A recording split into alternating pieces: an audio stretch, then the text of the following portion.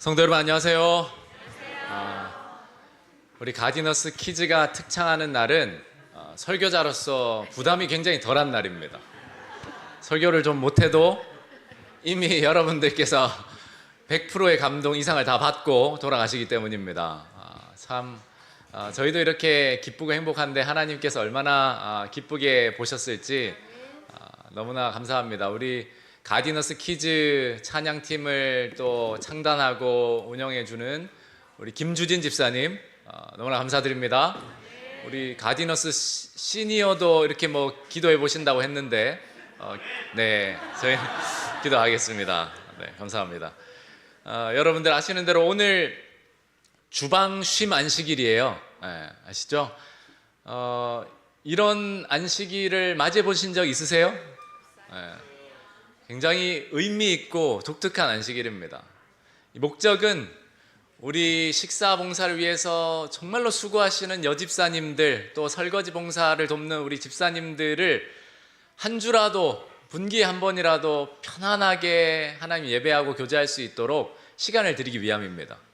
그래서 오늘 우리 특별히 모든 성도님들이 여집사님들에게 되도록 말 시키지 마시고 이것저것 이야기하지 마시고 편안하게 우리가 그렇게 서로를 섬기면 좋겠습니다. 그렇다고 해서 밥을 안 주는 것도 아닙니다. 간편식이 잘 준비되어 있어서 여러분들께서 점심 식사 시간에 소그룹별로 앉으셔서 오히려 더 충분한 교제를 나누시고 삶을 나누시면 감사하겠습니다. 또 소그룹에 소속되지 않은 분들은 얼마든지 자유롭게 2층에서 청년이면 청년반, 또 여러 세대별로 이렇게 소속해 주시고 선교회장님께서 누구라도 외롭지 않게 잘 조율해 주시면 감사하겠습니다. 우리 오늘 함께 인사하고 시작할까요? 옆 사람과 사랑과 소망을 담아서 손을 잡고 하늘까지 함께 합시다.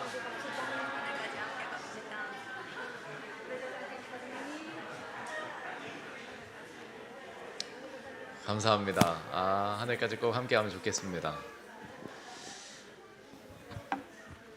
금요일, 화요일 저녁 이 인사를 우리가 하자고 해보면 인사하시겠습니다 하고 3초 만에 끝나요. 이제 무한할 때가 있는데 안식일은 얼마나 풍성하고 따뜻한지 너무 감사합니다. 오늘은 시대의 소망 41장 후반부를 함께 묵상하겠는데요. 설교는 성경 본문을 근거로 하도록 하겠습니다. 요한복음 6장 67절에서 69절 하나님의 말씀 함께 보시겠습니다. 요한복음 6장 67절에서 69절입니다. 예수께서 12 제자에게 이르시되 너희도 가려느냐? 시몬 베드로가 대답하되 주여 영생의 말씀이 주께 있사오니 우리가 누구에게로 가오리까? 우리가 주는 하나님의 거룩하신 자인 줄 믿고 알았사옵나이다. 네, 오늘 본문의 상황은 굉장히 극적이고 충격적인 장면입니다. 오병이어를 통해서 정말 셀 수 없는 사람들이 예수님께 몰리고 예수님을 왕으로 세우기 위해서 그렇게 추대하고 사람들이 예수님께 자신의 인생을 바치겠노라고 제자가 되기로 결심하고 그렇게 예수님을 따르던 분위기에서 단 며칠 만에 수많은 사람들이 한꺼번에 예수님을 다 떠난 거예요. 그것도 조용히 몇 사람이 떠난 정도가 아니라 무리를 이루어 떠났는데 성경의 표현으로는 우리말로 절연을 한 겁니다. 절연. 이제는 다시 볼 일 없다. 요한복음 6장 66절을 보시면 그때부터 그의 제자 중에서 많은 사람이 떠나가고 다시 그와 함께 다니지 아니하더라. 여러분, 여기서 주목해 봐야 할 부분은 이때 예수님을 떠났던 그 수많은 사람들이 그냥 구경꾼들이 아니었다라는 거예요. 성경 표현 그대로 빌려오자면 누구였습니까? 제자들이었습니다. 예수님을 꽤 진지하게 따르던 사람들이었고 자신의 인생을 예수님께 바치겠노라 결심하고 따랐던 사람들이었어요. 그런데 그 제자들이 어떻게 떠났냐면 그냥 잠깐 볼일 보고 올게요가 아니라 다시 그와 함께 다니지 않기로 절연을 한 거예요. 이제 우리 볼 일 없습니다. 우리 서로 아는 척 하지 맙시다. 그들은 한때 예수님의 말씀을 분명히 들었고 기적을 보고 하나님께 영광을 돌렸고 그래서 예수님을 열심히 따르던 사람들이었어요. 그런데 오병이어의 그 놀라운 기적 이후에 어느 순간 예수님의 취하신 행동과 그분이 하신 말씀을 받아들이지 못하고 그분을 단체적으로 떠나버립니다. 이 사람들이 예수님을 떠난 데에는 분명한 이유가 있고 여러분들이 시대의 소망을 통해 묵상하셨을 거예요. 단순히 예수님의 말씀이 지루해서나 갈 길이 멀어서가 아니었습니다. 얼마 전까지만 해도 그들은 오병이어의 기적에 열광해서 예수님을 왕으로 세우길 원했던 사람들이었어요. 그들은 이분만 따라다니면 적어도 배고플 일 없고 적어도 로마의 압제로부터 자유함을 얻을 수 있겠구나, 내 인생의 문제가 다 해결되겠구나라는 희망을 품고 예수님을 따라다녔어요. 그런데 그런 그들에게 예수님이 어떤 설교를 하셨냐면, 지난주 우리가 살펴본 대로 나는 내 살과 피를 먹어야 너희가 영생을 얻는다. 너희는 그저 내가 주는 떡을 바라고 나한테 왔는데 사실 나는 그런 목적으로 온 사람이 아니다. 그렇게 이해하기 힘든 말씀을 하셨어요. 육신의 배부름을 채워줄 왕을 기대했던 그 사람들에게 예수님은 영원한 생명과 십자가의 고난을 말씀하신 거예요. 그들의 기대와 예수님의 목적이 충돌하는 순간이었습니다. 내 주머니를 채워주고 내 소원을 들어줄 때까지는 열광하며 따랐지만 예수님이 정작 그들의 영혼을 만지시고 그 마음의 죄를 다루시고 그들의 영혼을 예수님께 이끌고자 하셨을 때는 그들은 서슴없이 등을 돌렸습니다. 결국 그들에게 예수님은 생명의 주님이 아니라 자신들의 문제를 해결해 줄 도구와 같았던 것입니다. 그렇다면 여기에서 우리에게 한 가지 질문이 생깁니다. 우리도 내 기대가 무너지고 어떤 삶에 하나님의 역사하시는 기적보다는 고난이 더 많아질 때, 예수님을 믿는데도 내 삶에 내가 바라는 일들이 아니라 바라지 않는 일들이 벌어질 때 과연 우리는 예수님 곁에 머물 수 있을까? 어떤 면에서 흔들림의 시기라고 하죠. 예언적으로 그런 시기가 예수님의 재림 직전에 있을 거라고 예언이 되어 있는데 우리 각자의 삶에는 그런 흔들림의 시기가 자주 찾아와요.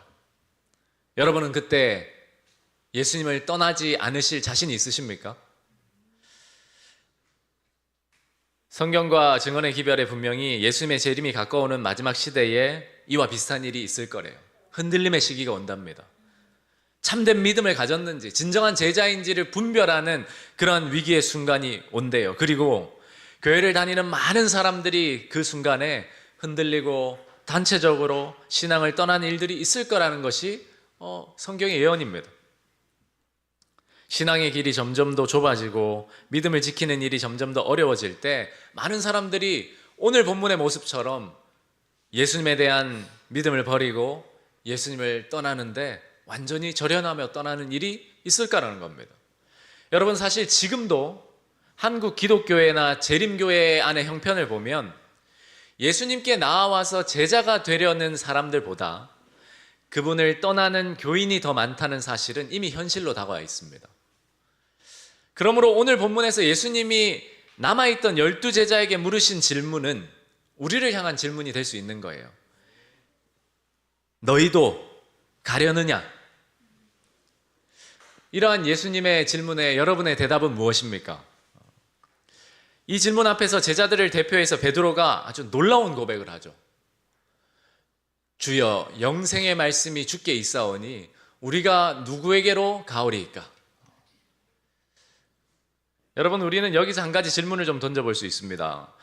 왜 다른 수많은 제자들은 다 떠났는데 베드로와 그 제자들은 떠나지 않고 남았을까요? 베드로는 왜 남을 수 있었을까요? 그가 높은 자리나 세상적인 성공에 대한 마음이 없었을까요?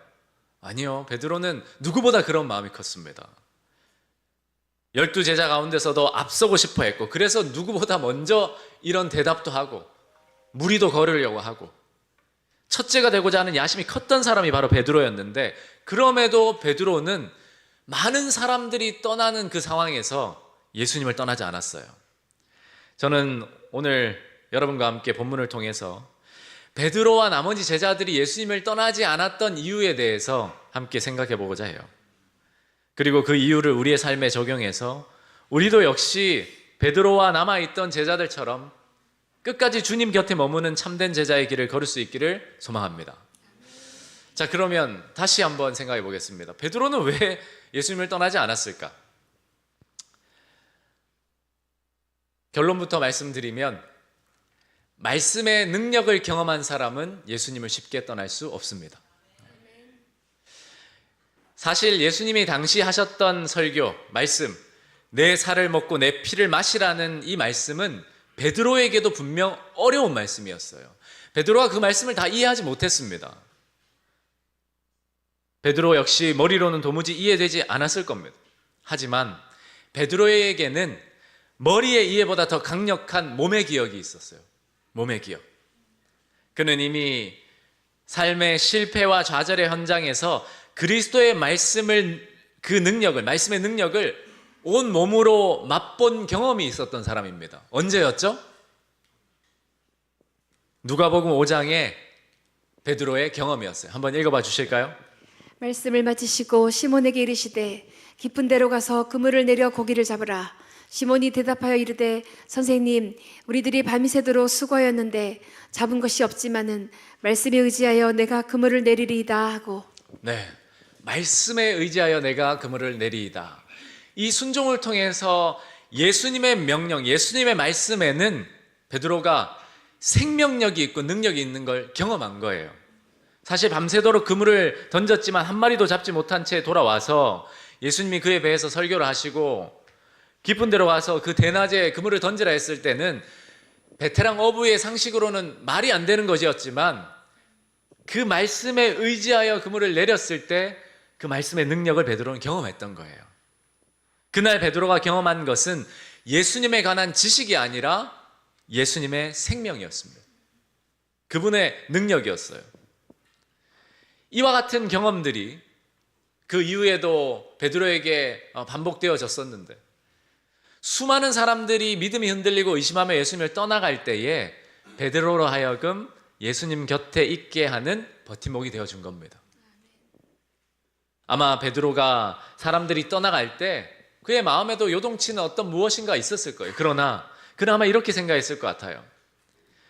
그래도 이분은 분명히 하나님이 보내신 거룩한 자, 메시아다. 이분의 말씀은 빈 그물을 채우셨고 나의 빈 인생을 채우실 수 있는 분이다. 그러니 이 말씀이 지금 당장 이해되지 않아도 예수님의 말씀에는 반드시 생명이 있다. 이것을 그가 기억했을 거예요. 여러분, 신앙은 이해해서 가는 길이 아닙니다. 예수님을 신뢰하기 때문에 가는 길입니다. 모든 것이 이해되기 때문에 신앙생활 하는 게 아니에요.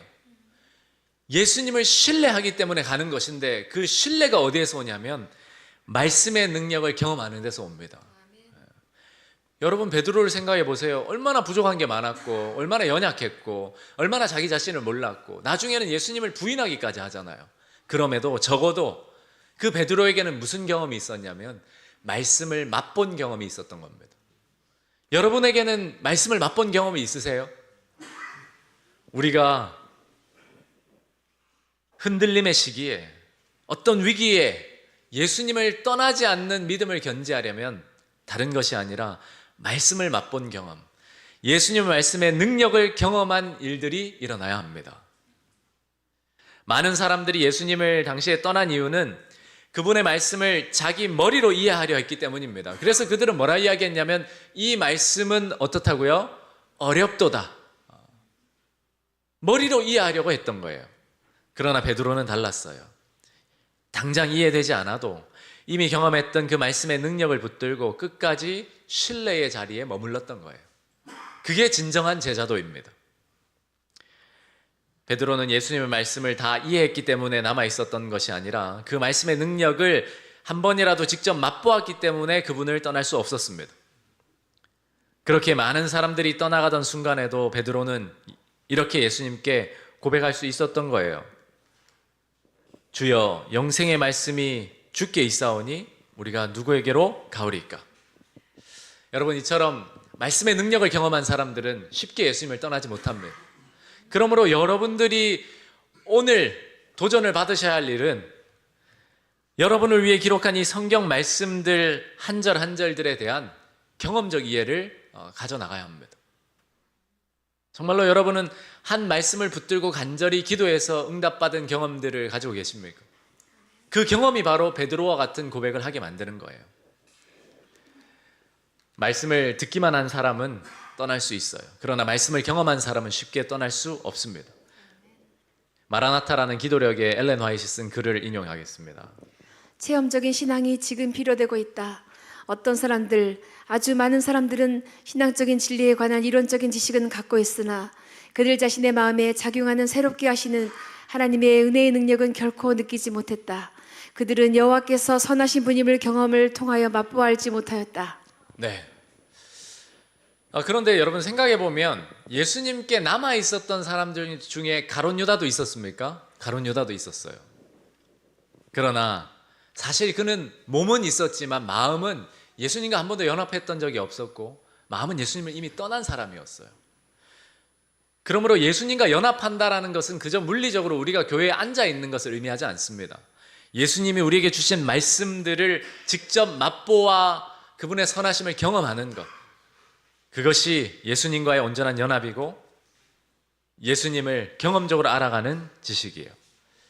비록 베드로도 연약함과 죄가 있었어요. 그러나 그는 예수님의 말씀을 경험적으로 알아가는 관계에 있었기 때문에 예수님과 연합된 그 인격적인 관계 속에서 그는 실수하고 넘어져도 죄를 범해도 다시 예수님께로 돌아올 수 있는 그런 회복력이 있었던 거예요. 그러나 가룟 유다는 그러지 못했습니다. 그래서 그의 죄와 그의 허물과 그의 과오를 스스로 감당할 수밖에 없었던 거예요. 그러므로 우리는 스스로에게 질문을 좀 던져볼 필요가 있습니다. 나는 말씀을 듣기만 하는 신앙을 하고 있는지, 아니면 체험하는 신앙, 즉 하나님의 말씀에 순종하는 경험을 해보고 있는지. 저는 우리 새천사 가족들이 오늘 본문의 말씀을 묵상하면서 예수님의 살아있는 말씀을 여러분 삶 속에서 생생히 경험하는 사람들로 살아가기를 간절히 소망합니다. 어떤 흔들림과 시험이 찾아와도 베드로와 같이 영생의 말씀이 주께 있사오니 우리가 어디로 가겠습니까? 라고 고백할 수 있는 그러한 믿음이 있게 되기를 간절히 소망합니다. 그러나 여러분, 베드로가 예수님을 떠나지 않았던 이유는 단지 말씀의 능력을 한두 번 경험했기 때문만은 아니었어요. 그 경험을 통해서 베드로가 더 중요한 깨달음을 가지게 되는데, 그건 바로 예수님이 하나님이 보내신 자라는 그 예수님의 정체성을 희미하게나마 알았기 때문입니다. 그래서 베드로가 69절에 보시면 우리가 주는 하나님의 거룩하신 자이신 줄 믿고 알았사옵나이다 라고 고백한 거예요. 여러분, 이 고백은 갑자기 나온 말이 아닙니다. 여기서 알았사옵나이다 라는 이 말의 원어 헬라어는 기노스코라는 단어예요. 기노스코는 단순히 머리에 쌓이는 지식을 의미하는 것이 아니라 실제 그 원어적인 의미가 경험으로서 알게 되는 지식을 의미합니다. 인격적인 알을 가리키는 말이에요. 많은 사람들에게 예수님은 좋은 가르침을 주는 랍비였어요. 어떤 사람들에게는 기적을 행하는 능력 있는 선지자였습니다. 그러나 베드로는 예수님을 따라다니면서 예수님과 동행하면서 점점 더 분명한 사실을 깨닫게 되는데, 이분은 단순한 선생님이 아니고 하나님께로부터 오신 메시아라는 사실을 그가 점점 알게 된 거예요. 그리고 그 예수님의 말씀을 듣고 그 말씀의 능력을 경험하면서 예수님과 함께 시간을 보내면서 그 확신이 더 크게 자라났던 것이죠. 바로 그것이 다른 모든 사람들이 예수님을 떠나던 순간에도 베드로로 하여금, 제자들로 하여금 예수님 곁을 지키게 했던 원동력이었습니다. 지난 몇 년 동안 예수님과 함께 먼지 나는 길을 걷고 한 솥에 음식을 나누어 먹고 그분과 함께 눈물을 흘리고 그분과 함께 땀을 흘리고 그분이 치유하시는 기적을 보고 하나님께 영광 돌리고, 그렇게 그분의 거룩한 성품을 곁에서 지켜보았던 그 동행의 시간들 속에서, 또 풍랑 속에서 자신을 건져주신 그분의 손의 온기를 기억하면서 예수님은 베드로에게 설명해야 될 대상이 아니고 이미 삶으로 깊이 연합된 존재였습니다. 여러분, 우리의 신앙에도 예수님은 바로 그런 분이 되어야 합니다. 우리가 예수님에 대한 지식을 가져야 되는 것도 중요하지만 예수님과 함께 걸어갔던 길, 예수님께서 나의 어려움 가운데 내 손을 잡아주셨던 그 예수님의 온기, 그리고 친절히 내게 말씀하셨던 그 예수님의 음성, 그러한 거룩한 추억들과 기억들이 우리로 하여금 예수님을 떠나지 않게 만드는 거예요. 저도 목회자로 살면서 설교를 많이 하잖아요. 그런데 과거에 이제 뭐 교인들, 함께 사역했던 청년들 이렇게 만나면 벌써 목회 기간이 이제 12년, 13년이 되어 가는데 교인들, 뭐 청년들 만나면 할 말이 정말 많을 거 아니에요.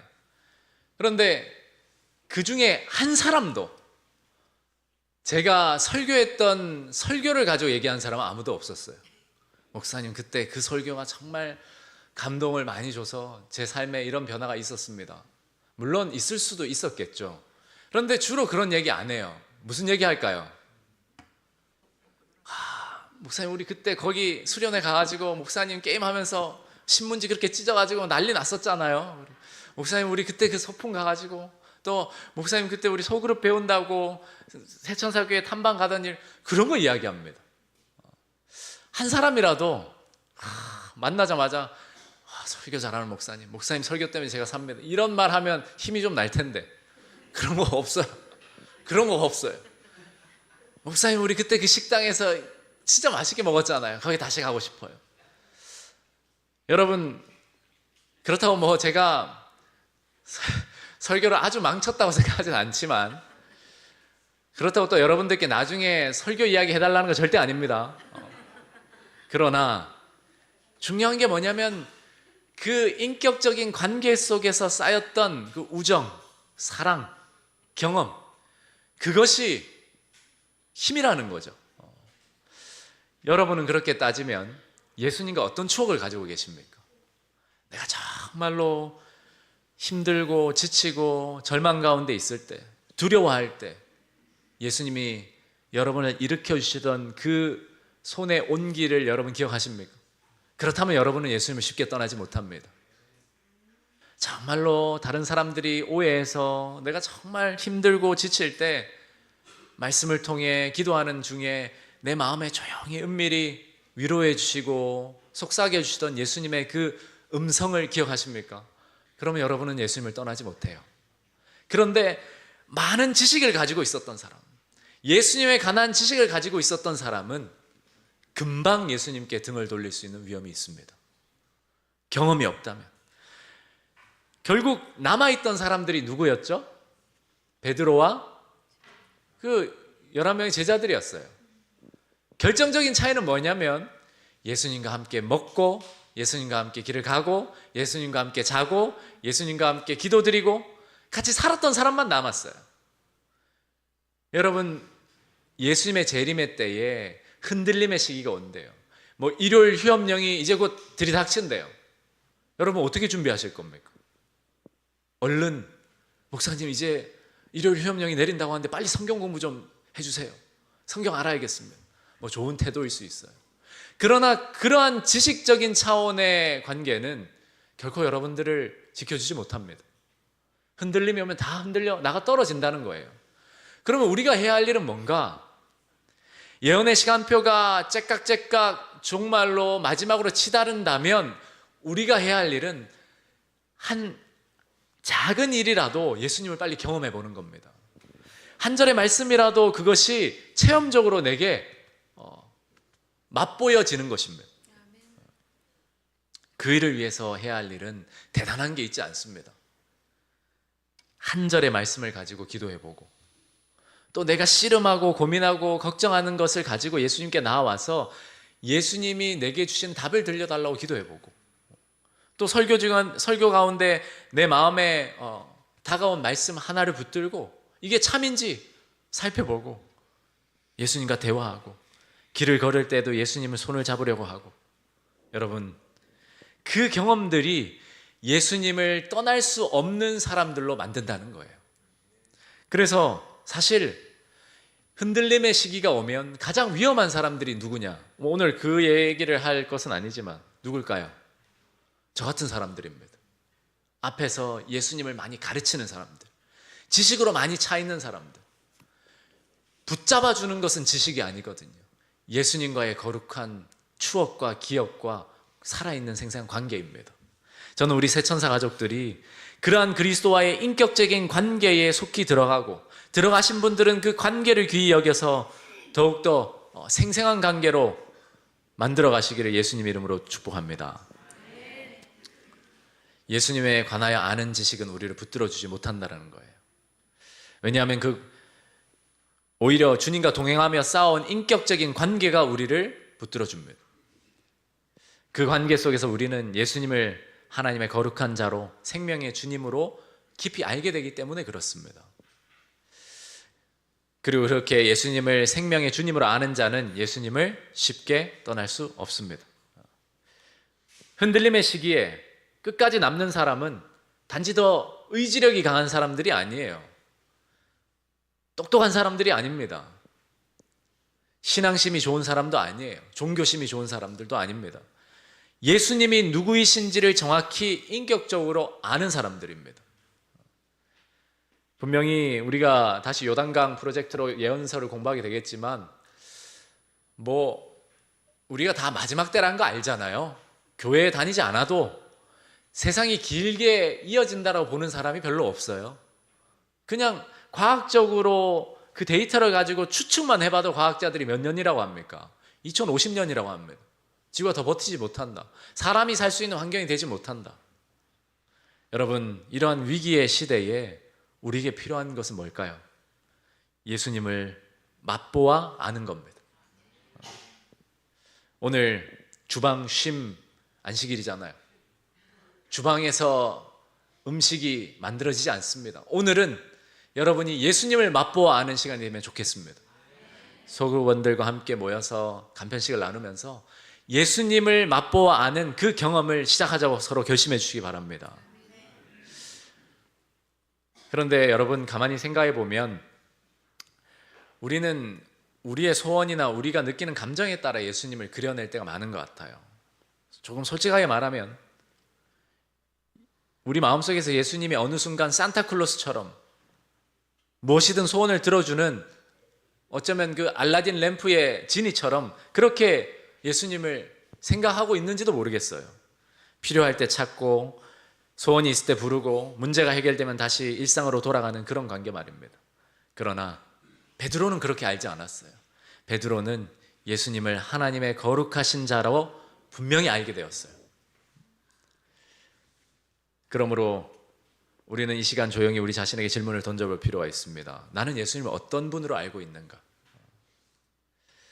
단지 내 어려운 문제를 해결해 주시는 분, 내 필요를 채워주시는 분, 내 삶을 조금 더 편안하게 만들어주시는 분 정도로만 생각하고 있지는 않습니까? 아니면 정말로 예수님이 살아계셔서 나와 함께 동행하실 수 있는 주님이시고 내 생명의 주님이시라는 사실을 마음 깊이 인식하고 계십니까? 예수님을 단지 피로를 채워주는 어떤 분으로 알고 있는 사람은 그 피로가 사라지거나 피로가 채워지면 예수님을 쉽게 떠날지 모릅니다. 그러나 예수님을 생명의 주인으로 믿는 사람은 예수님을 쉽게 떠날 수 없는데 그 이유는 생명을 떠나는 일이기 때문입니다. 베드로가 주여 영생의 말씀이 주께 있사오니 우리가 누구에게로 가오리까? 라고 고백했잖아요. 이 고백은 단순한 충성의 고백이 아니라 예수님, 저는 주님 떠날 수 없어요. 왜냐하면 주님 떠난다는 건 생명을 떠나는 겁니다. 제가 죽는 거니까요. 이렇게 고백한 겁니다. 저는 이런 베드로의 고백이 저와 여러분의 고백이 되기를 간절히 소망합니다. 코로나의 긴 터널을 지나오면서, 그리고 현대사회의 거센 세속화 물결 속에서, 그리고 AI 시대가 들어오면서 수많은 사람들이 예수님께 등을 돌리고 떠나고 있습니다.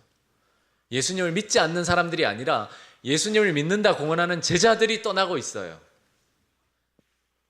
물리적으로 떠나는 것뿐만 아니라 가룟 유다처럼 교회에 예배를 드리러 앉아와 있지만 마음은 이미 예수님을 떠난 사람들이 있다는 거예요. 그리고 그런 위기가 우리에게도 찾아온다라는 겁니다. 인생의 오병이어가 그 기적이 사라질 때, 간절히 기도했는데 경제적인 축복이 지체될 때, 건강이 회복되지 않을 때, 내 삶의 문제가 여전히 산더미처럼 쌓여 있을 때 분명히 우리도 그런 질문을 할 수 있어요. 예수님을 믿어도 달라지는 게 없는데 내가 이분을 계속 따라야 할까? 바로 그때가 베드로처럼 우리가 예수님의 질문 앞에 서야 할 때입니다. 너희도 가려느냐? 주님은 오늘 우리에게 기적 때문에 남아있느냐고 묻지 않으십니다. 배부름 때문에 나를 따르느냐고도 묻지 않으세요. 주님은 우리가 그분의 말씀 그 자체만으로 충분한지를 묻고 계십니다. 세상의 오병이어는 잠시 우리를 배부르게 할 뿐입니다. 그러나 시간이 지나면 다시 배고파지고 상황이 바뀌면 사라져버리는 것이 세상의 오병이어예요. 그러나 예수님의 말씀은, 그 생명의 떡은 상황이 흔들리고 세상이 변해도 결코 변하지 않습니다. 마지막 시대의 참된 신앙은 그럼에도 불구하고 주님 곁에 남아있는 선택으로 증명이 됩니다. 풀무불에 들어간 다니엘의 세 친구들처럼 그럼에도 불구하고 예수님 곁에 머물기로 결심하는 저와 여러분들 되시길 간절히 소망합니다. 그 일을 위해서 하나님의 말씀을 경험적으로 알아가고 그 경험 속에서 예수님의 정체성을, 나의 주님 되심을, 생명 되심을 깊이 깨닫는 저와 여러분들이 되시기를 간절히 소망합니다. 그래서 어떠한 흔들림 속에서도, 어떠한 결핍 속에서도 예수님, 영생의 말씀이 예수님께 있사오니 우리가 누구에게로 가오리까라는 이 베드로의 고백이 저와 여러분의 평생의 고백이 되어 끝까지 주님과 동행하는 승리자가 되시기를 예수님 이름으로 기도합니다. 우리 함께 곁에 있는 두 분 혹은 세 분씩 짝을 지어서 오늘 받은 말씀의 은혜를 나누도록 하겠습니다. 네, 처음 오신 분들이나 익숙지 않으신 분들은 편안하게 계셔도 괜찮습니다.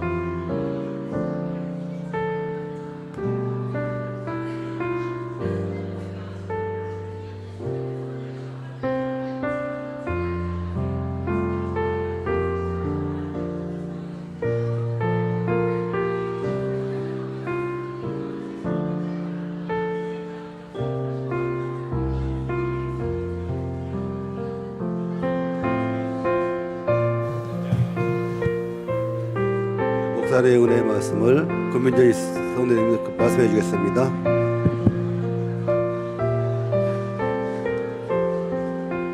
네, 제가 이번 장을 읽으며 깨달은 것은 예수님의 말씀은 진리였지만 많은 사람들은 그 진리로 인해 자신이 변화되고 시험받는 것은 원치 않았고 예수님의 기적과 축복은 원했지만 또 자기의 희생과 순종의 길은 받아들이지 못하고 예수님의 곁을 떠나버리랬다는 것을 알았고 유한한 인간은 하나님의 뜻과 계획을 모두 이해할 수는 없으나 모든 말씀과 행동에는 분명한 구원의 목적이 있고 오늘 설교 내용처럼 예수님의 말씀의 능력을 경험한 사람은 예수님을 쉽게 떠날 수 없다는 것을 알게 되었습니다. 시험은 우리를 넘어뜨리기 위한 것이 아니라 우리의 믿음을 굳게 세우기 위한 과정입니다. 어떤 상황에서도 영혼의 닻이 되신 예수님을 붙잡고 온유하고 겸손한 마음으로 믿음을 지키며 살아가야겠습니다. 또 우리 자녀들에게도 사랑과 믿음과 용기를 심어줄 수 있는 삶을 살아가겠습니다. 권민 이사님 주님의 이름으로 축복합니다. 언금 시간입니다. 선언